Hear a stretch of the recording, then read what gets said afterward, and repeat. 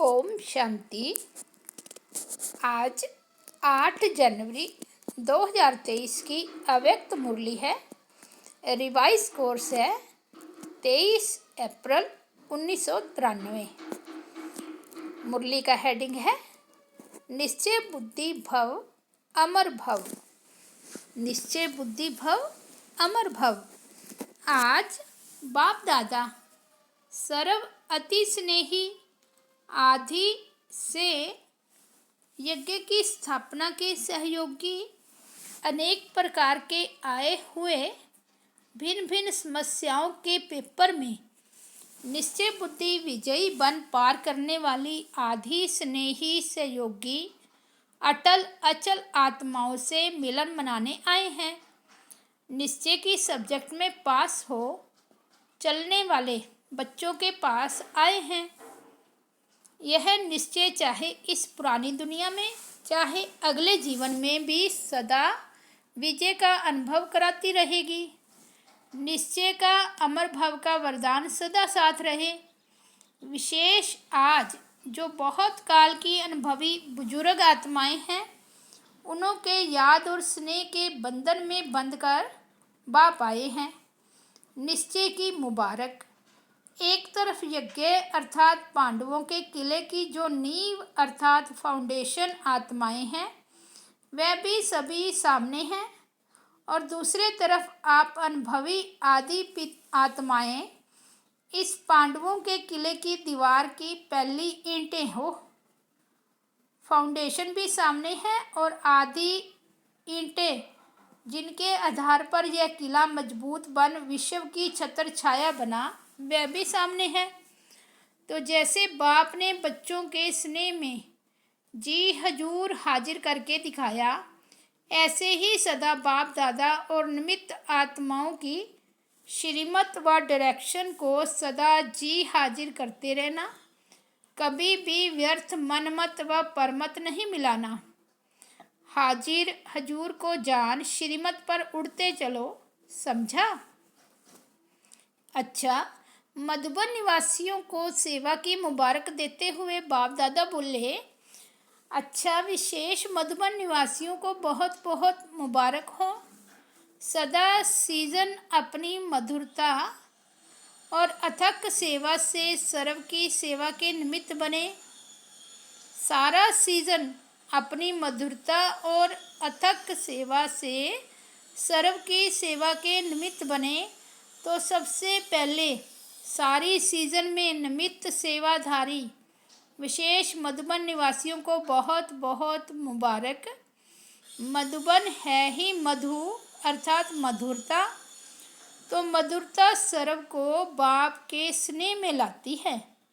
इसलिए चाहे हॉल में हो चाहे चले गए हो लेकिन सभी को विशेष एक एक डिपार्टमेंट को बाप दादा विशेष मुबारक सेवा की दे रहे हैं और सदा अथक भव मधुर भव के वरदानों से बढ़ते उड़ते चलो। अव्यक्त बाप दादा की पर्सनल मुलाकात है। फर्स्ट अलबेलापन कमजोरी लाता है इसलिए अलर्ट रहो। सभी संगम युगी श्रेष्ठ आत्माएं हो ना। संगम युग की विशेषता क्या है जो किसी भी युग में नहीं है? संगम युग की विशेषता है एक तो प्रत्यक्ष फल मिलता है और एक का पदम गुना प्राप्ति का अनुभव इसी जन्म में ही होता है। प्रत्यक्ष फल मिलता है ना। अगर एक सेकंड भी हिम्मत रखते हो तो मदद कितने समय तक मिलती रहती है। किसी एक की भी सेवा करते हो तो खुशी कितनी मिलती है। तो एक की पदम गुना प्राप्ति अर्थात प्रत्यक्ष फल इस संगम पर मिलता है। तो ताज़ा फ्रूट खाना अच्छा लगता है ना। तो आप सभी प्रत्यक्ष फल अर्थात ताज़ा फल खाने वाले हो इसलिए शक्तिशाली हो। कमज़ोर तो नहीं है ना। सब पावरफुल है। कमज़ोरी को आने नहीं देना। जब तंदुरुस्त होते हैं तब कमजोरी स्वतः खत्म हो जाती है। सर्वशक्तिवान बाप द्वारा सदा शक्ति मिलती रहती है। तो कमज़ोर कैसे होंगे? कमज़ोरी आ सकती है, कभी गलती से आ जाती है। जब कुंभकर्ण की नींद में अलबेले होकर सो जाते हो तो तब आ जाती है, नहीं तो नहीं आती। आप तो अलर्ट हो ना? अलबेले हो क्या? सभी अलर्ट हैं, सदा अलर्ट हैं। संगम युग में बाप मिला, सब कुछ मिला, तो अलर्ट ही रहेंगे ना। जिसको बहुत प्राप्तियां होती रहती हैं वो कितना अलर्ट रहते हैं। रिवाजी बिजनेसमैन को बिजनेस में प्राप्तियां होती रहती हैं तो अलबेला होगा या अलर्ट होगा? तो आपको 1 सेकंड में कितना मिलता है, तो अलबेले कैसे होंगे? बाप ने सर्व शक्तियाँ दे दी, जब सर्व शक्तियाँ साथ हैं तो अलबेलापन आ नहीं सकता। सदा होशियार, सदा खबरदार रहो। यूके को तो बाप दादा कहते ही हैं ओके, तो जो ओके बिल्कुल ठीक होगा वह जब अलर्ट होगा तब तो ओके होगा ना। फाउंडेशन पावरफुल है, इसलिए जो भी टाल टालियाँ निकली हैं वह भी शक्तिशाली हैं। विशेष बाप दादा ने ब्रह्मा बाप को ने अपने दिल से लंदन का पहला फाउंडेशन डाला है। ब्रह्मा बाप का विशेष लाडला है, तो आप प्रत्यक्ष फल के सदा अधिकारी आत्माएं हो। कर्म करने के पहले फल तैयार है ही, ऐसे ही लगता है ना, या मेहनत लगती है? नाचते गाते फल खाते रहते हो, वैसे भी डबल विदेशियों को फल अच्छा लगता है ना। बाप दादा भी यूके अर्थात सदा ओके रहने वाले बच्चों को देख हर्षित होते हैं। अपना यह टाइटल सदा याद रखना, ओके, यह कितना बढ़िया टाइटल है। सभी सदा ओके रहने वाले और औरों को भी अपने चेहरे से, वाणी से, वृत्ति से ओके बनाने वाले। यही सेवा करनी है ना। अच्छा है, सेवा का शौक़ भी अच्छा है, जो भी जहाँ से भी आए हो, लेकिन सभी तीव्र पुरुषार्थी और उड़ती कला वाले हो। सबसे ज़्यादा खुश कौन रहता है? नशे से कहो मैं, सिवाय खुशी के और है ही क्या। खुशी ब्राह्मण जीवन की खुराक है, खुराक के बिना कैसे चलेंगे? चल रहे हो तो खुराक है तभी तो चल रहे हो ना। स्थान भी बढ़ रहे हैं। देखो, पहले 3 पैर पृथ्वी लेना बड़ी बात लगती थी और अभी क्या लगता है? सहज लगता है ना। तो लंदन ने कमाल की है ना, अभी 50 एकड़ ज़मीन मिली है। हिम्मत दिलाने वाले भी अच्छे हैं और हिम्मत रखने वाले भी अच्छे हैं। देखो, आप सबकी अंगुली नहीं होती तो कैसे होता? तो सभी यूके वाले लक्की हैं और अंगुली देने में भी बहादुर हैं। दूसरा, अपनी सर्व जिम्मेवारियां बाप को देकर बेफिक्र बादशाह बनो। सदा अपने को बेफिक्र बादशाह अनुभव करते हो या थोड़ा थोड़ा फिक्र है? क्योंकि जब बाप ने आपकी जिम्मेवारी ले ली तो जिम्मेवारी का फिक्र क्यों? अभी सिर्फ रिस्पॉन्सिबिलिटी है बाप के साथ साथ चलते रहने की। वह भी बाप के साथ साथ है, अकेले नहीं। तो क्या फिक्र है? कल क्या होगा ये फिक्र है? जॉब का फिक्र है? दुनिया में क्या होगा ये फिक्र है? क्योंकि जानते हो कि हमारे लिए जो भी होगा अच्छा होगा। निश्चय है ना? पक्का निश्चय है या हिलता है कभी? यहाँ निश्चय पक्का है, वहाँ निश्चय के साथ विजय भी निश्चित है। यह भी निश्चय है ना कि विजय हुई पड़ी है, या कभी सोचते हो कि पता नहीं होगी या नहीं? क्योंकि कल्प कल्प के विजयी हैं और सदा रहेंगे। ये अपना यादगार कल्प पहले वाला अभी फिर से देख रहे हो। इतना निश्चय है ना कि कल्प कल्प के विजयी हैं, इतना निश्चय है। कल्प पहले भी आप ही थे या दूसरे थे? तो सदा यही याद रखना कि हम निश्चय बुद्धि विजयी रत्न हैं। ऐसे रत्न हो जिन रत्नों को बाप दादा भी याद करते हैं। यह खुशी है ना, बहुत मौज में रहते हो ना। इस अलौकिक दिव्य श्रेष्ठ जन्म की और अपने मधुबन घर में पहुंचने की मुबारक। तीसरा, बाप और आप ऐसे कंबाइंड रहो जो कभी कोई अलग ना कर सके। सभी अपने को सदा बाप और आप कंबाइंड हैं ऐसा अनुभव करते हो। जो कंबाइंड होता है उसे कभी भी कोई भी अलग नहीं कर सकता। आप अनेक बार कंबाइंड रहे हो, अभी भी हो और आगे भी सदा रहेंगे, यह पक्का है। तो इतना पक्का कंबाइंड रहना। तो सदैव स्मृति रखो कि कंबाइंड थे, कंबाइंड हैं और कंबाइंड रहेंगे। कोई की ताकत नहीं जो अनेक बार के कंबाइंड स्वरूप को अलग कर सके।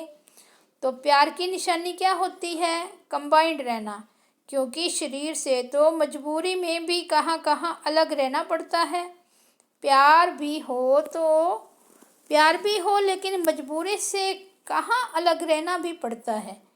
लेकिन यहाँ तो शरीर की बात ही नहीं, एक सेकंड में कहाँ से कहाँ पहुँच सकते हो। आत्मा और परमात्मा का साथ है। परमात्मा तो कहाँ भी साथ निभाता है और हर एक से कंबाइंड रूप से प्रीत की रीत निभाने वाले हैं। हर एक क्या कहेंगे, मेरा बाबा है, या कहेंगे तेरा बाबा है। हर एक कहेगा मेरा बाबा है। तो मेरा क्यों कहते हो? अधिकार है तभी तो कहते हो। प्यार भी है और अधिकार भी है। जहाँ प्यार होता है वहाँ अधिकार भी होता है। अधिकार का नशा है ना। कितना बड़ा अधिकार मिला है। इतना बड़ा अधिकार सतयुग में भी नहीं मिलेगा। किसी जन्म में परमात्म अधिकार नहीं मिलता। प्राप्ति यहाँ है, प्रलभ सतयुग में है, लेकिन प्राप्ति का समय अभी है। तो जिस समय प्राप्ति होती है उस समय कितनी खुशी होती है।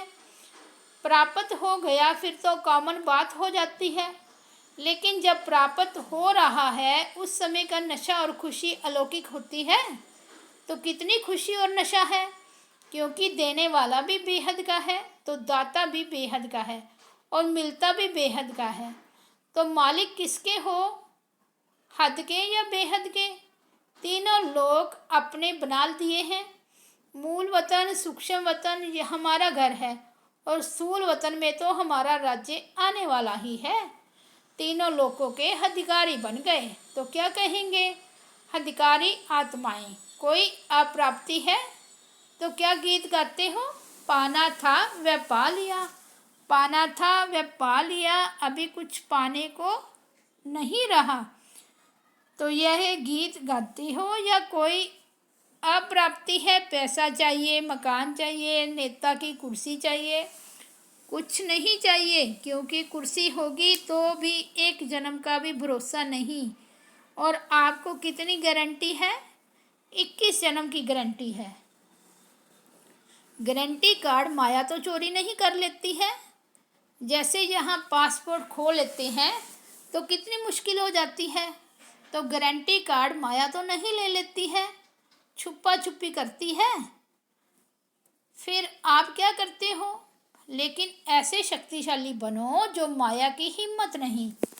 4th पॉइंट है, हर कर्म त्रिकालदर्शी बनकर करो। सभी अपने को तखत नशीन आत्माएं अनुभव करते हो। अभी तखत मिला है या भविष्य में मिलता?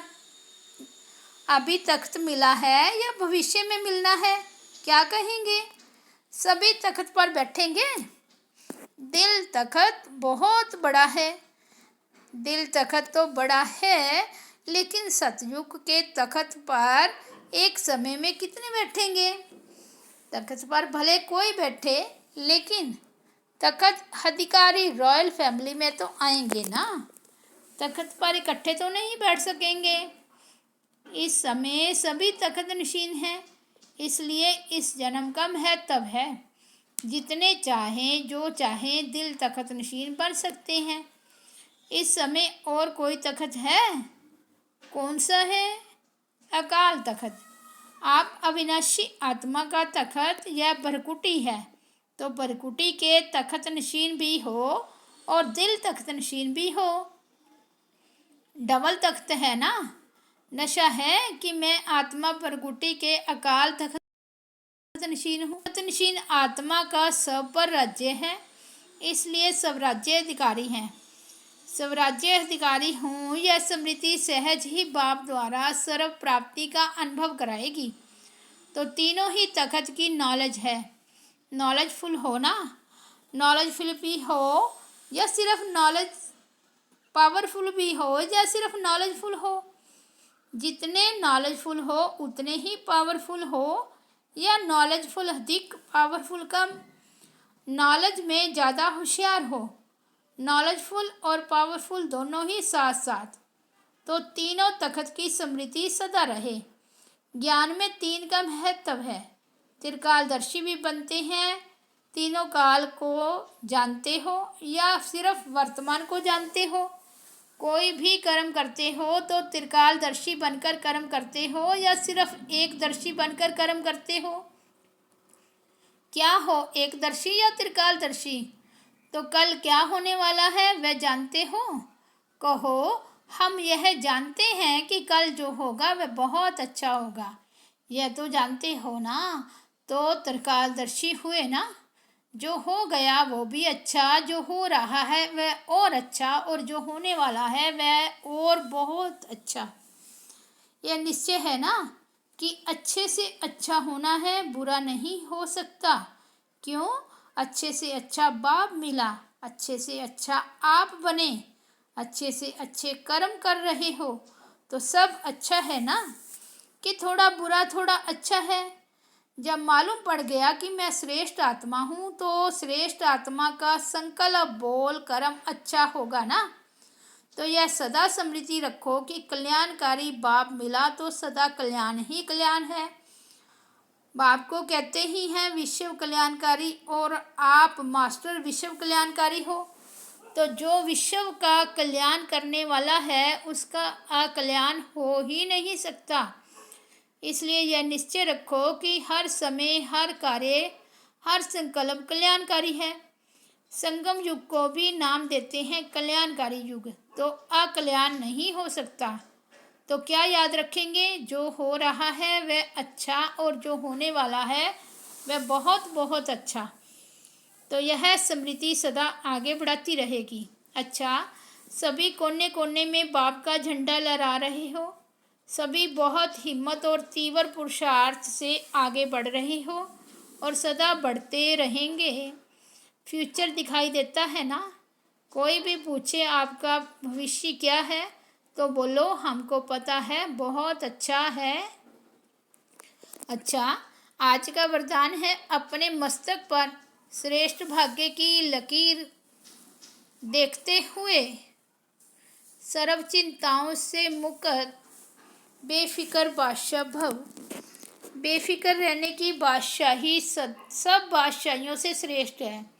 अगर कोई ताज पहनकर तख्त पर बैठ जाए और फिक्र करता रहे तो यह तख्त हुआ या चिंता। भाग्य विधाता भगवान ने आपके मस्तक पर श्रेष्ठ भाग्य की लकीर खींच दी।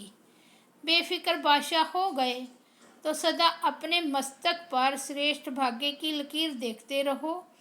वाह मेरा श्रेष्ठ ईश्वरीय भाग्य। इसी फकुर में रहो तो सब फिक्रातें चिंताएं समाप्त हो जाएगी। स्लोगन है, एकाग्रता की शक्ति द्वारा रूहों का आवाहन कर रूहानी सेवा करना ही सच्ची सेवा है।